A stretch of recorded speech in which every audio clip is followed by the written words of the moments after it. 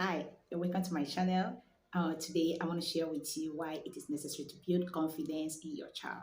Okay, just before we dive into the topic, my name is Mr. Clement, and I am a family life strategist. Okay, if you're just joining me for the first time, please don't forget to hit the subscription button so that you can get updates each time I post a new video. So let's dive into the topic. Why it is necessary to build confidence in your child. All right. I'm going to give you 5 reasons why it is necessary to build confidence in your child. Let me start by defining confidence. What is confidence? Confidence is, believing in yourself. Okay? Believing that whatever you set your mind to achieve, you will achieve it. Okay? Why it is necessary to build confidence in your child. The first one is it affects a child's level of communication. A child that lacks confidence will find it difficult, to verbalize his opinion and open up to you as a parent. Okay, it makes the child to accept or believe what other people say about him or her. If the people are saying, bad thing or negative things about the child will accept it. If someone says to the child, you are ugly, you don't look good, negative words that can affect the child's, self-esteem, the child will accept those things. And this will bring about low self-esteem. Okay. The next point there is that there is this inability of the child to make his or her own choice. Okay, you see this kind of child that lacks confidence. Other people will make choices for him, his friends, maybe relatives or people around. He cannot make his own choice. He cannot take decision on his own.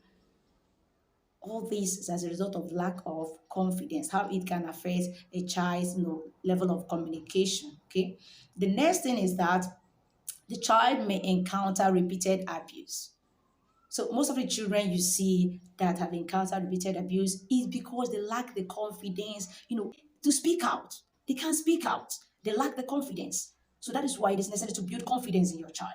The next point I have is that it makes a child, not being able to say no where he or she ought to.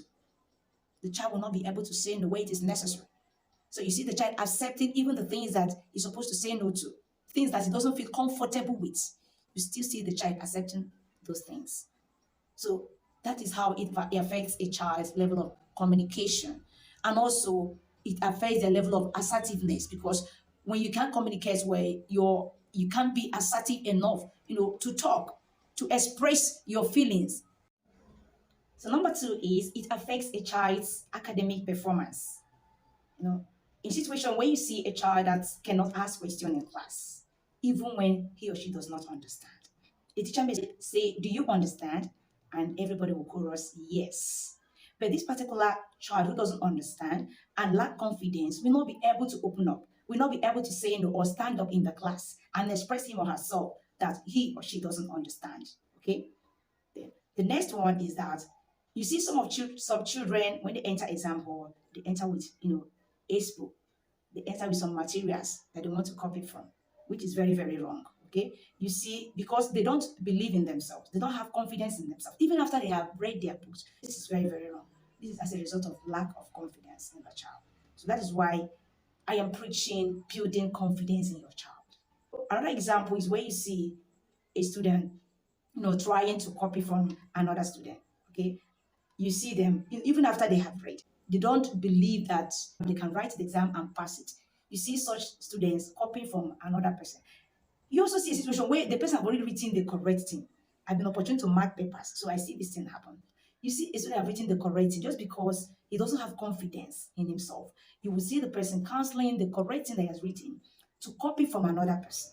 Number three, it affects a child's social life. Okay, their level of socialization. Okay, when a child comes in and tells you that he can't make friends or she can't make friends, usually is because they lack confidence in themselves. Okay, to approach someone and talk to the person.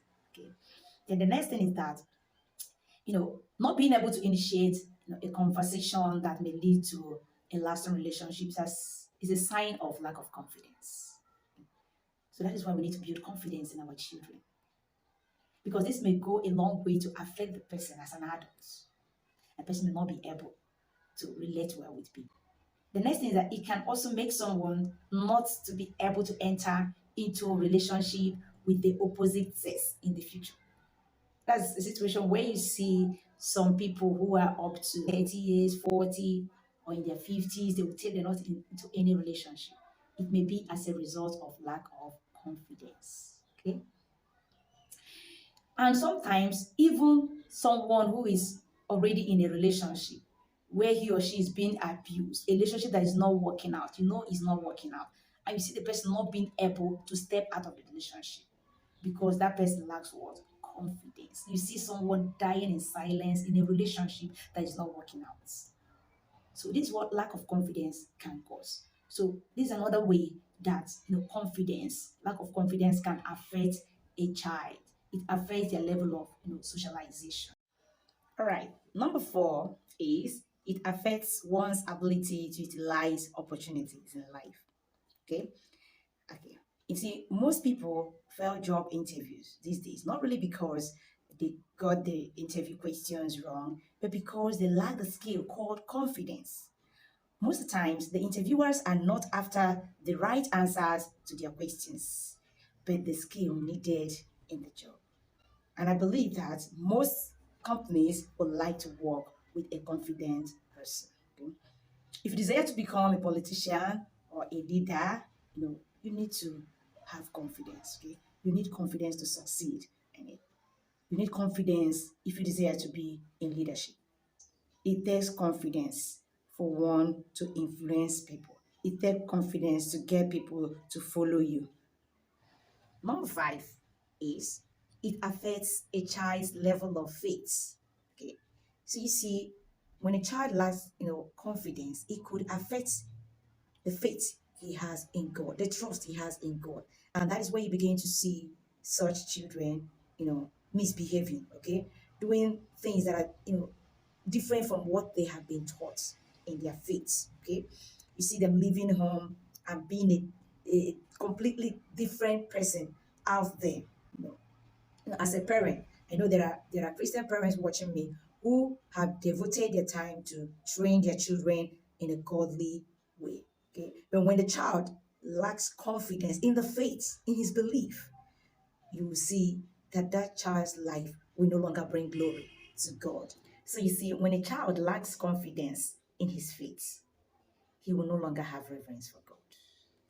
He will begin to seek help outside God, and he won't even be able to tell people about his faith. In my previous video I made, which is why confident people usually get what they want in life, I made mention of putting your confidence first in God. And when your confidence first comes from God, you know you are going to be successful when it comes to being confident in life. So in today's video, I've been able to share with you why it is necessary to build confidence in your child by explaining how lack of confidence can affect a child. So if you like this video, please subscribe to my channel and share this with your friends and family. Also, let me know how this video resonates with you at the comment section.